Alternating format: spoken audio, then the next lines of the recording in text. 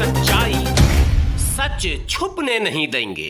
देखिए, मैं आपको बताता हूँ, बालेश्वर जहाँ ये हुआ उड़ीसा के अंदर, वहाँ कोरोमंडल और यशवंतपुर हावड़ा एक्सप्रेस के बीच में जो टक्कर हुई है, वो टक्कर वहाँ पर पहले मालगाड़ी भी खड़ी थी। लेकिन ये जो टक्कर हुई है, इसको ऐसे मत देखिए। एक तो मैं इस तारीख को लेकर के मेरे मन में बड़ी शंका है, क्या कारण है कि यह घटना तब हुई जब विपक्ष का नेता राहुल गांधी के अमेरिका में कार्यक्रम चल रहे हैं। दूसरा महत्वपूर्ण सवाल यह है कि 8 फरवरी को यह हमारे देश के दक्षिण पश्चिमी जोन के मैसूर की तरफ से जब वहां पर संपर्क क्रांति के साथ ऐसा ही हुआ था, सिग्नल के और इंटरलॉकिंग की खराबी के कारण बड़ी दुर्घटना होने वाली थी, जो लोको ड्राइवर के पायलट के कारण वो टली। और वहां के सीओ ने 9 फरवरी को चिट्ठी लिखी। उस चिट्ठी में कहा कि सिग्नल्स को और इंटरलॉकिंग सिस्टम को अगर आपने ठीक नहीं किया तो ऐसी दुर्घटना दोबारा हो सकती है। अभी हम लोग कहाँ हैं? जून में है। ये घटना जो घटी है 2 जून को घटी है। फरवरी में 9 फरवरी के पास आपके पास चिट्ठी आ गई थी।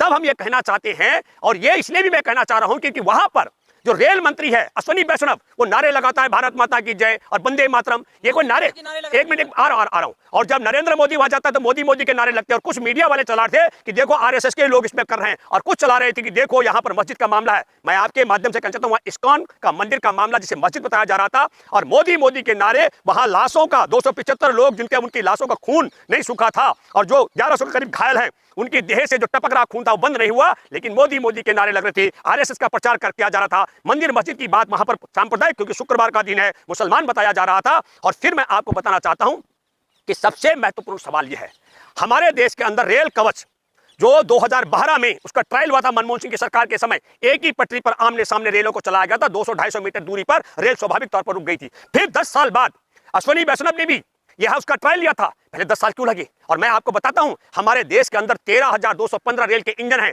जिन पर वो कवच लगना चाहिए, मात्र 65 पर लगा। अगर कवच लगा हुआ होता तो मैं दावे के साथ में कहता हूं, एक रेल दूसरी रेल से नहीं टकराती और ये 275 लोगों की जान नहीं जाती, 1100 लोग घायल नहीं होते। लेकिन हो सकती थी कभी मैंने कहा अगर कवच लगा होता, पहले आप समझ लीजिएगा, आप विज्ञान की तरह बात कीजिए। आधुनिक युग में अगर कवच लगा हुआ होता तब भी, अगर आपका सिग्नल और इंटरलॉकिंग खराब नहीं होता तब भी, आपके पास 3,12,000 लोगों की नियुक्ति कम है। रेलवे के जो पटरियां हैं, इनकी देखरेख और सुरक्षा में 1,40,000 कर्मचारियों की कमी है।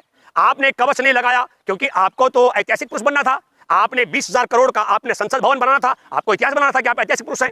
आपको तो वंदे मातरम क्या हो, वंदे भारत चलानी थी ट्रेन, तो आपको ये दिखानी 8-8 बोगी की ट्रेन, कितना महंगा किराया उसका छोड़िए। आपको अपने विश्व भ्रमण के लिए 16,000 करोड़ का जहाज खरीदते थे।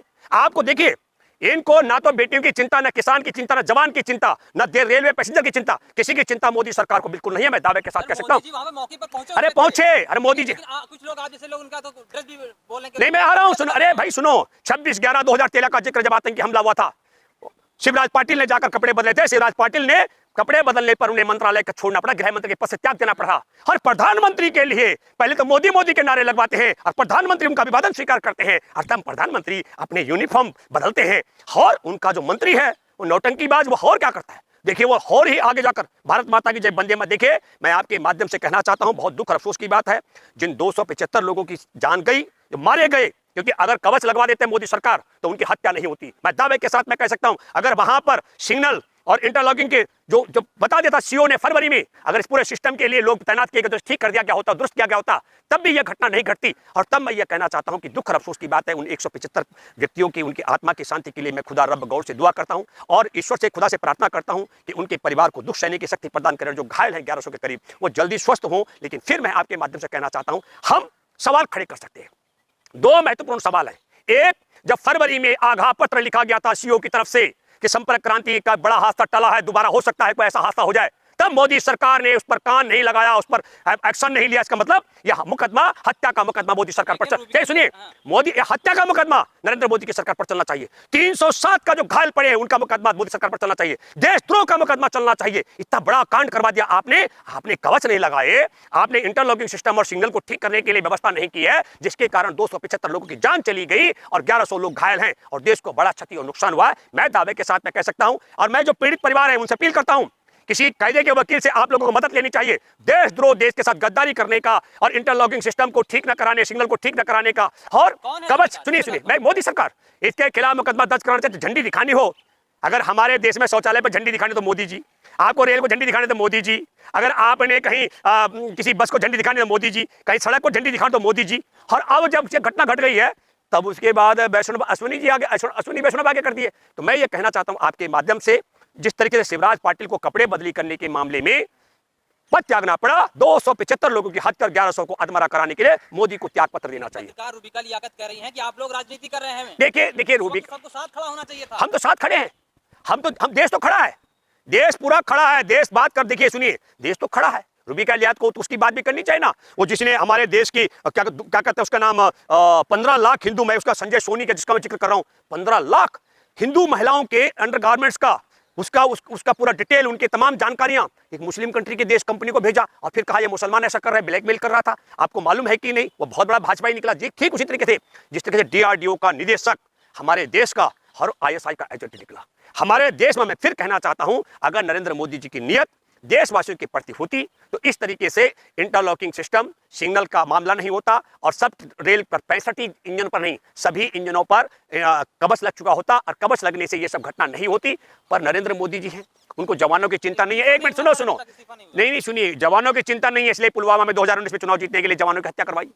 किसानों की चिंता नहीं है, सड़क पर किसानों को मरवाया 750 को। बेटियों की चिंता नहीं है, बेटियों पर मुकदमे बना दिए, बेटियां पीड़ित हैं। अब रेल यात्रियों की चिंता नहीं है, रेल में 350 लोगों को मरवाया है और 1100 घायल करवा दिया। देश की किसी भी देश की सीमा की चिंता नहीं है, बहुत बड़े भूभाग पर लद्दाख से लेकर अरुणाचल में चीन से कब्जा करवा दिया। देश की अर्थव्यवस्था की चिंता नहीं है, रसातल में बिठा दिया। देश का दुनिया का जो इंडेक्स है, मैं आपको बताता हूं, पर कैपिटल आमदनी जो है, हम बांग्लादेश से पिछड़ गए। भुखमरी के मामले में भारत, नेपाल, बांग्लादेश और पाकिस्तान से नीचे चला गया। किस चीज की चिंता है मोदी जी को? एक तो अपने कपड़ों की चिंता है, अपने भाजपा की चिंता है, उसके 300 ज्यादा मुख्यालय बना दे, जिला मुख्यालय, और ऐतिहासिक पुरुष बनने के लिए संसद बनवा दिया, विश्व भ्रमण के लिए जहाज मंगवा दिया। देशवासी कहां जा रहे हैं, देशवासियों का जीवन कैसे खतरे में डाल दिया। और फिर मैं कहता हूं, आपदा में अवसर। आप सब लोग देखिए, जब हमारे भारत के लोग वहां उड़ीसा में, बालासोर में ये सब घटना घटी, तो देशवासी घायल को और जो मृतक है उसको देखने के लिए वहां जाएंगे, तो जहाजों के जो किराया है आपने देखा 10 गुना इजाफा कर दिया गया उसमें।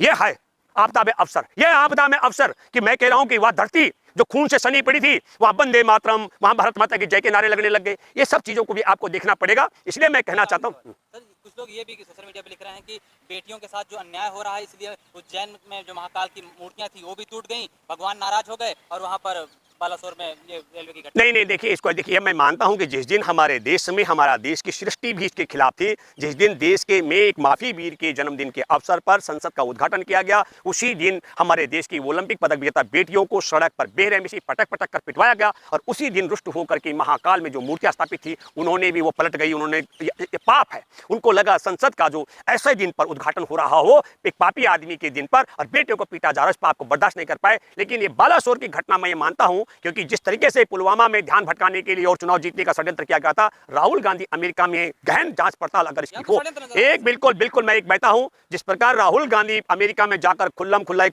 पूरा एकदम अपनी बात को दुनिया के पटल पर रख रहा था, और जिस तरीके का मीडिया उसको राहुल गांधी की बातों को आगे ले रहा था, उससे हो सकता है कि ध्यान भटकाने का षड्यंत्र। मैं इसलिए भी कह रहा हूं, ये बात हमारे देश के 4 राज्यों के राज्यपाल रह चुके सत्यपाल मलिक ने भी कही, और कोरोना के बीच में मास्क लगा करके IB के एक आला अधिकारी ने ISI के सामने, ये BP हाउस के प्रांगण के पास में, चाय के स्टॉल के पास में मेरी तरफ पीट करके मुझे बताया। मैंने उससे पूछा, तो मैंने कहा कि तुम मुझे बताओ, तुम IB के कितने बड़े अधिकारी हो, अगर पुलवामा के जवानों की हत्या नहीं होती तो कितने आते थे भाजपा के? तो कहा कि 45-50 से ज्यादा MP आने वाले, 2019 का जिक्र कर रहा हूं। तो मैंने कहा तुम ठीक बात करो। उसने कहा भूपेंद्र रावत ये दोबारा नहीं करवाएंगे ऐसी घटना, इसकी क्या गारंटी है? मतलब IB का एक बड़ा अधिकारी भी मानता है कि ये जवानों की हत्या करवा करके दोबारा ऐसा कर सकते हैं, तो हो सकता है आपकी बार पहले जवानों की जगह रेल यात्रियों को निशाना बनाया गया। अगर नहीं बनाया तो फरवरी में जब CO ने पत्र लिखा है, तो नरेंद्र मोदी और रेल मंत्री बताएं उस चिट्ठी का संज्ञान क्या लिया गया? क्या कारण है इंटरलॉकिंग ठीक नहीं की गई? क्या कारण है सिग्नल व्यवस्था ठीक नहीं की गई? क्या कारण है कि हमारे देश में रेलवे पटरी पर CAG की रिपोर्ट है 30 से लेकर 100% जो डीरेल का सिस्टम है,